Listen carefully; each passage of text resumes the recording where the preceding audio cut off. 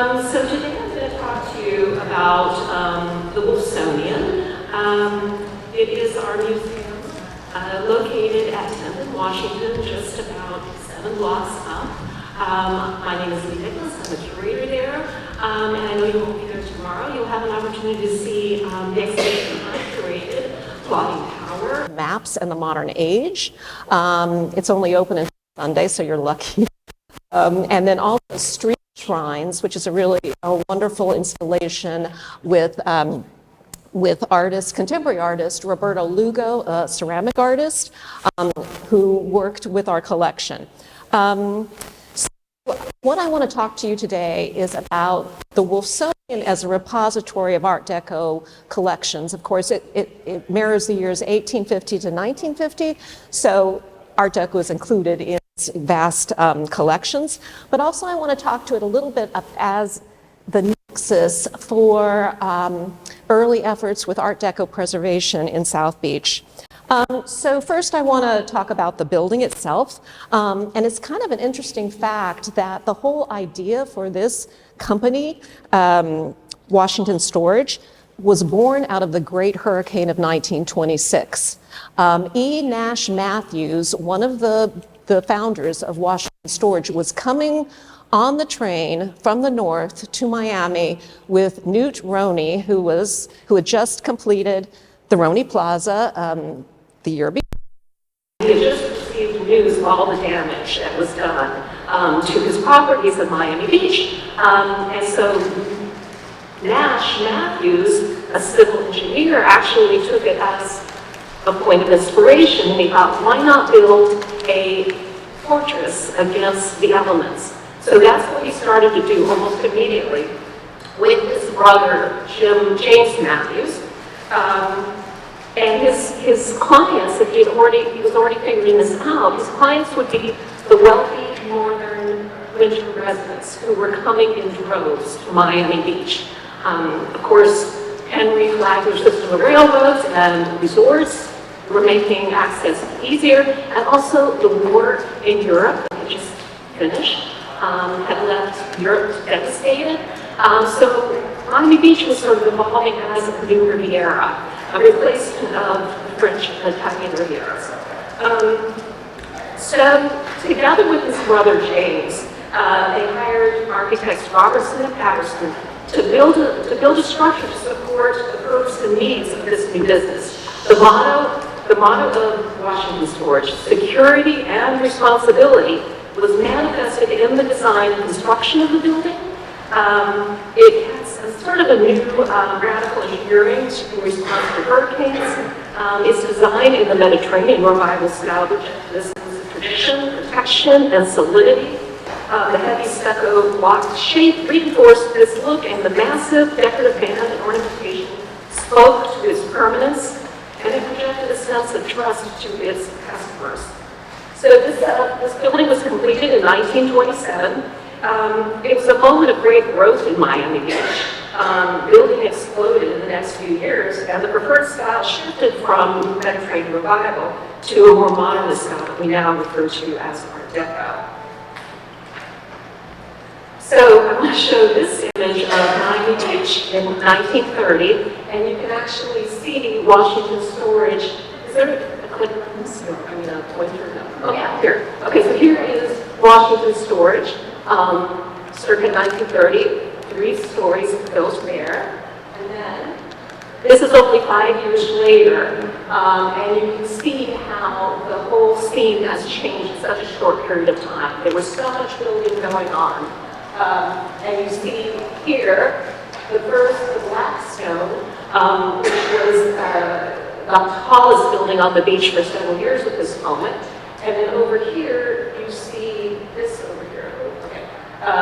This is the Evans Hotel, another recently completed hotel. It's interesting to note that both of the hoteliers built these hotels were Jewish, and they were some of the earliest Jewish hoteliers to build in what was previously referred to as a Gentile-only area of Miami Beach. And this was probably in response to the fact that given the economic depression of the period, some of those previously held ideas were dispensed with because the money was coming in to build these new structures. So both of these new hotels had rooftop solariums. George Gershwin is rumored to have written portions of Porgy and Bess while sunbathing in the nude on the roof of the Blackstone on the right. I haven't been able to prove that, but I love the story and the image of it. It was also the first Miami Beach hotel to give accommodations to African Americans in 1954. Okay, so, and despite the Depression, Washington Storage Company was doing well enough to expand. And here you see a proposal drawing from 1935 for the addition of 2 stories. It was built with 3 stories. 2 additional stories were added it was completed in 1936 by architect Robert M. Little. From this image, you can see the idea that the building was always intended for mixed use.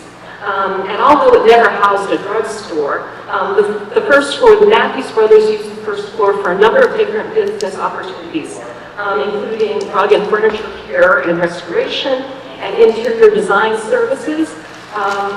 Washington Storage even provided interior design services and furnishings for various hotels on Miami Beach, including the Albion, which was completed in 1939. Another venture, Washington Art Galleries, was a fully fledged art gallery, opened in 1941, and it's another long story. And if you're at all interested in it, I wrote a blog post that's on our website, Wolfsonian.org, called Strange Synchronicities. So if you're at all interested, you can check that out. So here's some examples of some ephemera produced by Washington Storage Company. And you see their motto, security and responsibility, as well as detailing some of the services that are provided by Washington Storage, which were really quite extensive. All of Miami Beach elites were customers, including Carl Fisher and Harvey Firestone, founder of Firestone Tires. The Duchess of Windsor stored her furs and rugs there. During Prohibition, Al Capone stored gambling tables, and Washington Storage staff would deliver them to secret sites for these Prohibition parties where there was drinking and gambling, and then quickly retrieve them if there was any rumor of a bust. So they even stored your automobile. So basically, your home would be emptied out of all its possessions, stored in vaults by. So your furs were in one vault, your rugs in another, paintings, silver, all had separate vaults. The text in the brochure to the right reads, cars before covering are washed, tires deflated, water drained, and battery removed for storage. When Micky Wolfson, the founder of the Wolfsonian, bought Washington Storage in 1985, Jim Matthews, known to us as Mr. Matthews, was at the helm. So Jim was the son of Nash Matthews. Jim was born in Cleveland and moved to Miami in 1926 at the age of 8. And it's important, it can't be understated how important he felt about Barbara Capitman and her efforts on preservation. He was a huge supporter. The first meetings of the MDPL were there. It was the de facto business office. The accountants for Washington Storage were the accountants for MDPL in those early days. Also, the Washington Storage served as like the central site for Art Deco weekend. The golf carts were even charged in Washington Storage.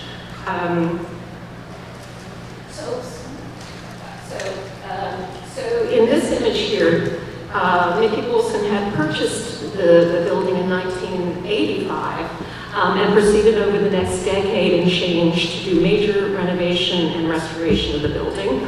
In addition to adding 2 stories to the top, he hired a Sarasota-based architect, Mark Hampton, to head up all of this work. As an aside, Micky Wolfson, whose collection is something around 200,000 objects that are now in our collection. He will claim he is not a collector, but a preservationist. So through the years, he had acquired or preserved a number of architectural artifacts that had been salvaged from buildings that had been demolished. So one of the first things that he did was identify the items that he wanted to be permanently installed in the new building, or in the historic building. So now I'm going to take you on a quick tour of some of those objects that you will be able to see. All of them except for one are on the ground floor that hopefully you will all visit tomorrow. This is the earliest, and they're in chronological order. This is an air return grill from the University Club building. It's quite early, 1918, but you already see this simplification of form that is indicative of the modern style, the symmetry of this work. There are two of these that are installed on either side of the theater facade, the window grill that you will see in the main lobby of the Wolfsonian. This is the only non-American piece that I'm going to be showing you. This is an Italian gate that was the entrance to the Palazzo del Meccanica in Milan. And again, this is 1926. You see the focus on these mechanical forms, symmetry and simplification. Now this is this next piece here. You will see this up on the 6th floor or the 7th floor if you go up to the exhibitions. So this is an entire wooden coffered ceiling that was from a automobile showroom in downtown Miami.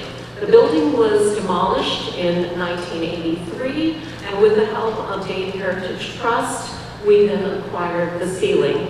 And while it looks like rather a sort of normal, traditional wooden painted ceiling, if you look carefully, you see mechanical aspects to it. You see copper wheels here, and although not in this picture over here, you actually see automobile tires. So these two, there's two large chandeliers, which were from the same showroom. So this was at a point in time when it was like a really fancy thing to go buy a car. This building was designed by Robert Law Weedy, who is known for having created the Florida Tropical House for the Chicago, for that House of the Homes of Tomorrow at the Chicago 1933 World's Fair. So here you see sort of a streamlined structure of what this building looked like at the beginning. In the elevator lobby on the first floor, we have this wonderful mailbox that was in the terminal of the New York Central railroad station in Buffalo, New York. And this, which is the magnificent window grill, is from the facade of the Norris Theater in Norristown, Pennsylvania. It is the ceramic piece that is just absolutely magnificent. And this theater was demolished in the 80s again, and in this case it made way for a McDonald's restaurant. It's kind of fascinating, the connections. One of the things I enjoy doing as a curator is finding connections.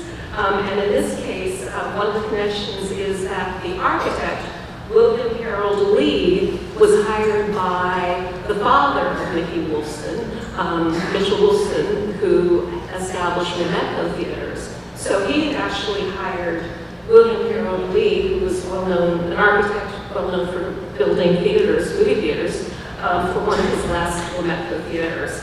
Another really strange coincidence, or not coincidence perhaps, but when I was working on Micky Wolfson's family tree, I came across the name Sablowski, and I was remembering Sablowski, and I realized it was the Sablowski brothers who built the Norris Theater, and we were able to ascertain that Micky Wolfson and the Sabowski brothers are somehow distantly related. We're not quite sure how, but what a strange little connection there.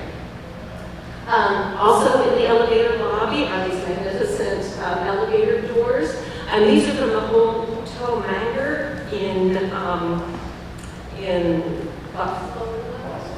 Boston.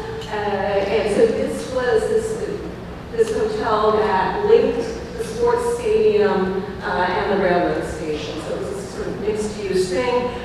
You see here these wonderful Art Deco forms here, but then at the top here, which you probably can't see in this image, but when you come tomorrow, you will be able to see. There's sort of a celebration of technology with mechanical wheels, a cruise ship, and really a celebration of technology. Here we have one of several. I think we have 6 of these really wonderful hanging lighting fixtures. And these are from a very unknown junior high school in University City, Missouri, which of course again has been demolished. And Micky Wolfson was able to purchase them in St. Louis from an architectural salvage company. The lighting fixtures were designed in 1936 by the office of William B. Ittner. He was the architect for the school, and it was part of a PWA, Public Works Administration project, part of the New Deal. The light bulbs were manufactured by Lumaline, and although they were made to appear like they were fluorescent, were actually incandescent, allowing them to dim. So that was like kind of a very modern feature at that time. Yeah, so the school was demolished in 1989. In some cases, these Art Deco elements were added to existing older structures to kind of give them a modern facelift. And that's the case with the next 2 slides you'll see. They're both from the William Hengerer Company department store in Buffalo, New York. Created to appear invisible. So there was curved glass at the back of these windows to create the illusion that there was no glass.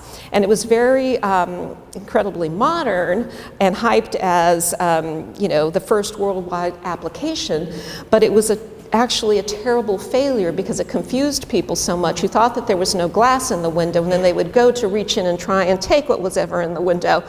So after a bit of time, Hegingers took out the curved glass, replacing it with regular glass, so this illusion that it was all created for didn't exist any longer. But you see here in this image of Heginger, here is one of these invisible windows here, and another one was over here. And then on the next slide, you're going to pay attention to these little branding devices here that were added across here with this new fonted signage. So there you go. Again, from that store by the architects Starrett and Van Vleck, who did this sort of modernization renovation of the department store. And here we have some teller cages. We have a number of these teller cages also through Dade Heritage Trust, who was able to acquire them at a time when the DuPont building was thankfully not being destroyed, but only being renovated. They didn't need so many of these teller cages any longer. I'm guessing that the DuPont building may be part of your tours of downtown, and you've seen it. Okay, all right. So amazing, gorgeous building, and you probably saw some of this form. So tomorrow you can see we have one of these teller cages that is sort of part of our entrance welcome ticket booth area, and then the rest of them we use as sort of numbering stations on our stairwells. So you see we have the numbers at the top here. So on each of our stairwells it's like 1, 2, 3, 4 with the teller cage acting as the sign.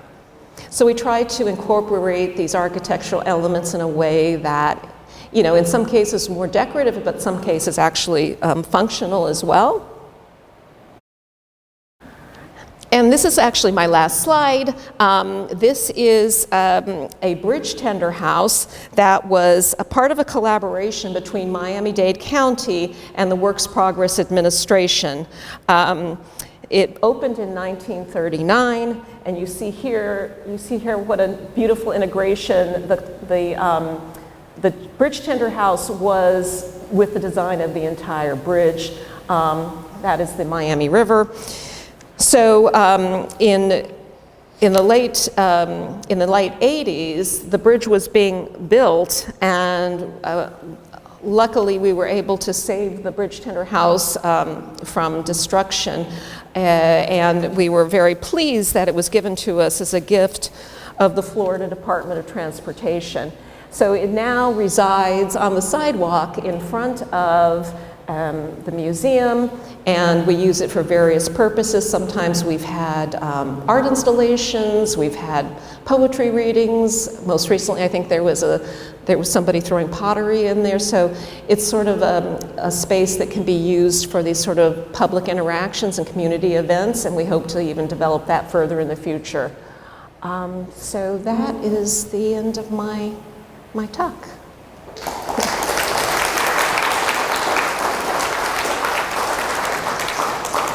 Does anybody have any questions? Yeah. So from Boston, Missouri, all those places, how Micky Wolfson was able to know which building was being demolished, who was in charge, how he can get this piece or this piece, and how did he get them here? Right. He's always had. So incredible. Right. He's always had like people out there who would find things for him.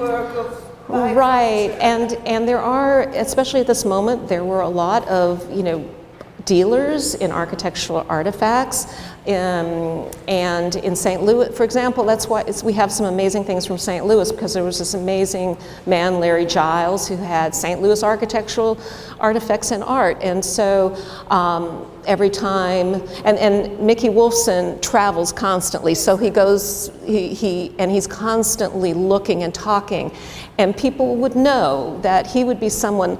Not everybody's going to buy, this kind of thing. They don't have the room or the space. Also, we've had the help of organizations such as, Dade Heritage Trust.